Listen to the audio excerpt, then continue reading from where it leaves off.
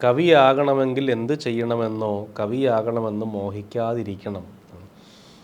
പക്ഷേ എൻ്റെ നാട്ടിൽ ഞാൻ നെയ്യാറ്റിൻകരയ്ക്കടുത്ത് ആറാലുംമൂട് എന്ന് പറയുന്ന പ്രദേശത്ത് ബാലരാമപുരം പഞ്ചായത്തിൻ്റെ കീഴിൽ വരുന്ന പ്രദേശമാണ്. അവിടെ പാറക്കുഴി എന്നൊരു സ്ഥലമുണ്ട്. പ്രോഗ്രസീവ് ഗ്രന്ഥശാല എന്നൊരു ഗ്രന്ഥശാല ഉണ്ടായിരുന്നു. ആ ഗ്രന്ഥശാലയുടെ വാർഷികത്തിന് പ്രധാനപ്പെട്ട ഐറ്റങ്ങളിൽ ഒന്ന് കവി സമ്മേളനമാണ്. അന്ന് തിരുവനന്തപുരത്ത് ജീവിക്കുന്ന കേരളത്തിലെ പ്രശസ്തരായ കവികൾ അവിടെ കവിയരങ്ങിന് വരും. അപ്പോൾ അവരവിടെ കവിത ചൊല്ലും. അവരോട് ആളുകൾ കാണിക്കുന്ന ബഹുമാനം കാരണം ഇതൊരു വലിയ കലയാണ് എന്നറിയാൻ കൊച്ചിലെ മുതൽ രാമായണത്തിൻ്റെ ഒരു ഭാഗ്യം കിട്ടിയെന്നുള്ളതുകൊണ്ട് പിന്നെ കവിതയായിട്ട് എന്ത് കണ്ടാലും വായിക്കുന്നൊരു ശീലം ഉണ്ടായിരുന്നു എന്നുള്ളതുകൊണ്ട് അപ്പോഴേക്കും എഴുതാൻ പറ്റുമെന്നുള്ള തോന്നലൊന്നുമില്ല. 3ാം ക്ലാസ്സിൽ പഠിക്കുമ്പോൾ ഒരു ചെറിയ 3ലോ 5ലോ പഠിക്കുമ്പോൾ ഒരു ചെറിയ കവിത എഴുതിയിട്ടുണ്ട്. പഞ്ചവർണ്ണ പൈങ്കിളി എന്ന് പറഞ്ഞൊരു കവിത എഴുതിയിട്ടുണ്ട്. അതെൻ്റെ കൂട്ടുകാരൊക്കെ പറഞ്ഞ് ഇവൻ ബാലഭൂമി എന്ന് കണ്ടെഴുതിയാണ്, ബാലഭൂമി എന്ന് മോഷ്ടിച്ചാണ് അല്ലെങ്കിൽ ബാലരമി എന്ന് മോഷ്ടിച്ചാണെന്നൊക്കെ പറഞ്ഞ് അധ്യാപകർ ട്യൂഷൻ സെൻറ്ററിലെ അധ്യാപകരെ കാണിച്ചു. അവരും പൂർണ്ണമായി വിശ്വസിച്ചില്ല ഞാൻ എഴുതിയതാണെന്ന്.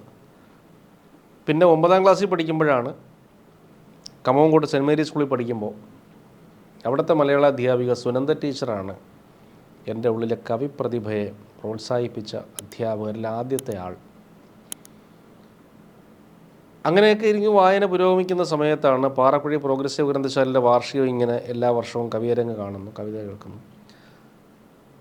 മലയാളത്തിൽ പല കവികളുടെയും പേര് ശ്രദ്ധിക്കുന്നു. പിന്നീട് അവരെയൊക്കെ എവിടെയെങ്കിലുമൊക്കെ കാണുമ്പോൾ ഇപ്പോൾ ദേശാഭിമാനി വാരാന്ത്യപതിപ്പിൽ നീലമ്പേരൂർ മധുസൂദനൻ സാറിൻ്റെ കവിത കാണുമ്പോൾ വായിച്ചു നോക്കുന്നു. എഴുമറ്റൂർ രാജരാജവർമ്മ എന്ന പേര് കേൾക്കുമ്പോൾ വായിച്ചു നോക്കുന്നു. ഏഴാച്ചേരി രാമേന്ദ്രൻ എന്ന് കേൾക്കുമ്പോൾ വായിച്ചു നോക്കുന്നു. ഈ സ്വിച്ചിട്ടാൽ എന്ന പോലെ ഗംഭീരമായി പ്രസംഗിക്കുന്ന ഏഴാച്ചേരിയുടെ വാഗ്ധോരണി കണ്ട് അത്ഭുതപ്പെട്ടത്. ഭാവഗംഭീരമായ കവിതയോടുകൂടി മധുസൂദനൻ നായരുടെ ആലാപനം കാസറ്റുകളിലൂടെയാണ് ആദ്യം കേട്ടതെങ്കിലും പിന്നീടൊക്കെ അതിൽ അഭിരമിച്ചു പോയത്.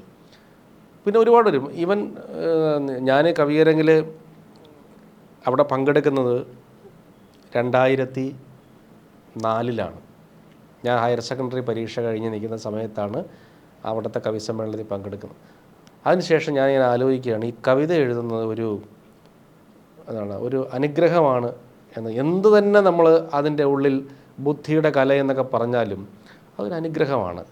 അതുകൊണ്ടാണ് നമുക്ക് എപ്പോഴും എഴുതാൻ തോന്നാത്തതെന്ന് ഞാൻ വിചാരിക്കുന്നു.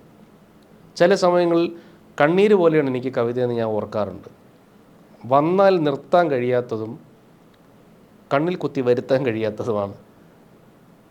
അങ്ങനെ സ്വതേ വരുന്നതാണ്. കവിത വനിതാ ജൈവ സ്വയമേവാഗത വര, അപ്പോൾ സ്വയം വരണം. അത് അങ്ങനെ സ്വയം വന്നിട്ടുള്ള സന്ദർഭങ്ങളിലൊക്കെ ഞാൻ എൻ്റെ വഴി ഇതാണ് എന്ന് തീരുമാനിച്ചിട്ടുണ്ട്. ഏതാണ്ട് ഒരു 14 വയസ്സിലാണ് 15 വയസ്സിലൊക്കെയാണ് ഞാൻ ഉറപ്പിക്കുന്നത് എൻ്റെ ഉള്ളിൽ കവിത എഴുതാനുള്ളൊരു സിദ്ധിയുണ്ട്, നന്നായിട്ടത് പരിപോഷിപ്പിക്കാൻ പറ്റും തോന്നിയത് ആ സമയത്താണ്. എനിക്ക് ഏറ്റവും സന്തോഷം തോന്നിയത് ആ സമയത്ത് എൻ്റെ വീട്ടുകാർ കവി സമ്മേളനത്തിലൊക്കെ പോകും. നെയ്യാറ്റിൻകര കവിയരങ്ങൾക്ക് ഒരു പഞ്ഞവുമില്ലായിരുന്നു. നെയ്യാറ്റിൻകരയിൽ ഇപ്പോഴുള്ളതുപോലത്തെ കവിയരങ്ങല്ല. ഇപ്പോൾ ഗ്യാങ് സെറ്റ് ചെയ്ത് ഗ്രൂപ്പായിട്ടൊക്കെയാണ് കവികൾ പോകുന്നത്. ഇപ്പോൾ അങ്ങനെയാണ് പറയുന്നത്. മറ്റേ ആളൊരു ഞാൻ അയാളെ ഗ്യാങ്ങിലല്ല എന്നാണ് പറയുന്നത്. ഞാൻ ഇപ്പുറത്തെ ആളുടെ ഒരു ഗ്രൂപ്പിൽ ഒരു സംഘം കവികളെ കാണുള്ളൂ. എന്നാൽ മുമ്പ് അങ്ങനെയല്ല. മുമ്പ് നെയ്യാറ്റിൻകരയിൽ കുറച്ച് കവികൾ അവർ കമ്മിറ്റിക്കാർ നേരിട്ട് വിളിക്കും, സംഘാടകർ നേരിട്ട് വിളിക്കും, അവർ പോവും.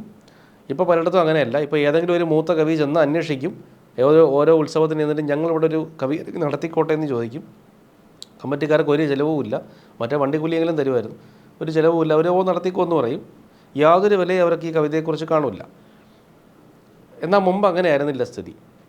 ആ സമയത്ത് കവിയരങ്ങിനൊക്കെ പോകുമ്പോൾ തുടക്കകാലത്ത് ഒരു വരുമാനവും വണ്ടിക്കൂലിയൊന്നും കിട്ടില്ല.